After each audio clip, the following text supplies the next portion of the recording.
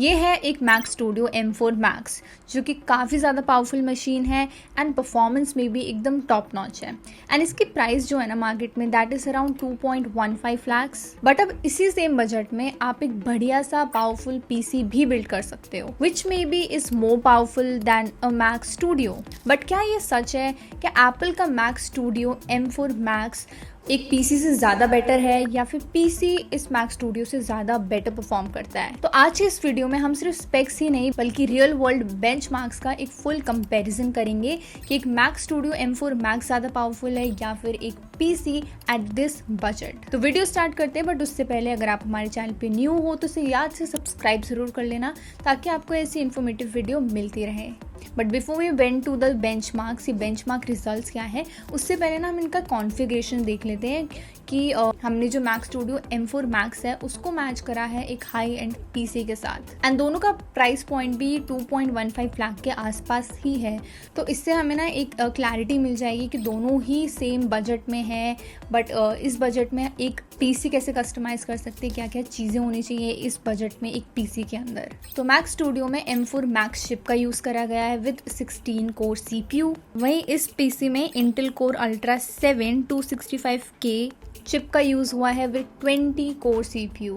GPU की बात करें तो मैक स्टूडियो में 40 कोर इंटीग्रेटेड GPU है एंड अगर इस पीसी की बात करें तो इसमें NVIDIA का RTX 4080 है with 16 GB of VRAM। RAM की बात करें तो इस मैक स्टूडियो में 48 GB की रैम है एंड एक पीसी की बात करें तो इसमें 64 GB का DDR5 रैम यूज़ हुआ है। स्टोरेज में इस मैक स्टूडियो में 512 GB 4th जनरेशन SSD का यूज़ किया गया है एंड पीसी में 2 TB का 5th जनरेशन NVMe SSD का यूज़ किया गया है। इन सारी चीज़ों में आपको एक चीज़ जो ध्यान देनी है वो है अपग्रेडेबिलिटी। एक मैक स्टूडियो में ना आप ये रैम GPU CPU कुछ भी अपग्रेड नहीं कर सकते हो, मतलब कि एक बार ले लिया तो उसी कॉन्फ़िगरेशन के साथ आपको रहना पड़ेगा या फिर एक नया मैक स्टूडियो लेना पड़ेगा। But when it comes to PC it is highly upgradable, चाहे वो रैम हो, चाहे वो CPU हो, GPU हो, इसका हर एक पार्ट आप खुद से अपग्रेड कर सकते हो एंड चेंज भी कर सकते हो। अगर आपको 64 GB कम पड़ रही है देन आप इन फ्यूचर उस 64 GB को और ज़्यादा रैम के साथ रिप्लेस कर सकते हो। स्टोरेज कम लग रही है उसको और ज़्यादा स्टोरेज कर सकते हो। तो पीसी में एडवांटेज ये है कि आपको अपग्रेडेबिलिटी वाला ऑप्शन ना बहुत आराम से मिल जाता है जो कि मैक स्टूडियो के कंपेरिजन में काफ़ी ज़्यादा बेटर ऑप्शन है। बट इट डजंट मीन कि मैक स्टूडियो एक पीसी के कंपैरिजन में बिल्कुल ही बेकार है या फिर कुछ यूज़फुल ही नहीं है, वो हम जानेंगे आगे वीडियो में। तो let's start with the basic thing which is the portability and design के मामले में एज वी ऑल नो कि मैक स्टूडियो काफ़ी ज़्यादा पोर्टेबल है एक पीसी के कंपैरिजन में and it is like 3 kg के अराउंड एक मैक स्टूडियो का वेट होता है एंड जहाँ पीसी की बात करें तो वो आराम से 10-15 किलो का तो हो गई चीज़ें लगने के बाद। जहाँ मैक स्टूडियो काफ़ी सिंपल स्लीक और प्रीमियम लुक देता है, वहीं पे जो हमारा पीसी है वो एकदम गेमिंग वो प्रोफेशनल वाली वाइब देता है। अगर इसमें RGB फैंस होते हैं या फिर कुछ भी आप यूज़ करते हो तो मतलब पीसी बहुत ही ज़्यादा हाई प्रोफेशनल लगता है। बेसिकली पीसी आपको ना gaming aesthetic and editing aesthetics देता है। तो पोर्टेबिलिटी एंड डिज़ाइन के मामले में दोनों अपने आप में ही काफ़ी डिफरेंट है। कुछ लोगों को मैक स्टूडियो ज़्यादा बेटर लगता है एंड कुछ लोगों को वो पीसी वाला एस्थेटिक्स ज़्यादा बेटर लगता है। तो आप कमेंट्स में ज़रूर बताना कि आपको इन दोनों में से किसका डिज़ाइन ज़्यादा बेटर लगता है। Okay, now let's come to the performance part and performance में हम देखेंगे इनके रियल वर्ल्ड बेंचमार्क्स। तो सबसे पहले अगर CPU की बात करें तो Geekbench रिजल्ट में सिंगल कोर परफॉर्मेंस में मैक स्टूडियो जो है वो पीसी से ज़्यादा बेटर परफॉर्म करता है as you can see the result. And सिर्फ सिंगल कोर परफॉर्मेंस ही नहीं, मल्टी कोर परफॉर्मेंस में भी जो मैक स्टूडियो है वो एक पीसी से ज़्यादा बेटर परफॉर्म करता है। एप्पल का M4 Max सिंगल कोर में इंटेल को बुरी तरह से पीछे छोड़ दे रहा है, लाइक 25 से 30% ज़्यादा फास्टर है एंड मल्टी कोर में भी कम कोर्स होने के बावजूद मैक स्टूडियो काफ़ी ज़्यादा बेटर परफॉर्म करता है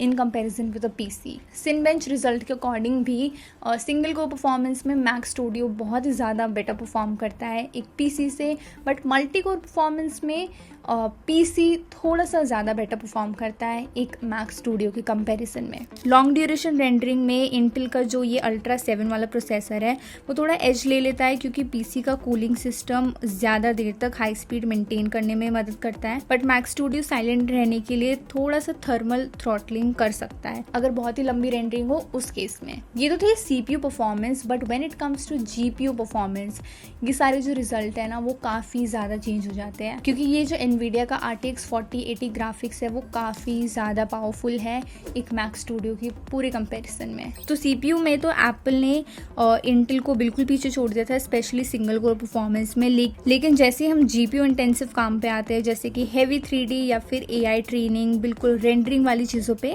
तो उसमें NVIDIA का RTX 4080 सुपर अपने 16 GB डेडिकेटेड VRAM के साथ मैक के 40 कोर इंटीग्रेटेड GPU को काफ़ी पीछे छोड़ देता है।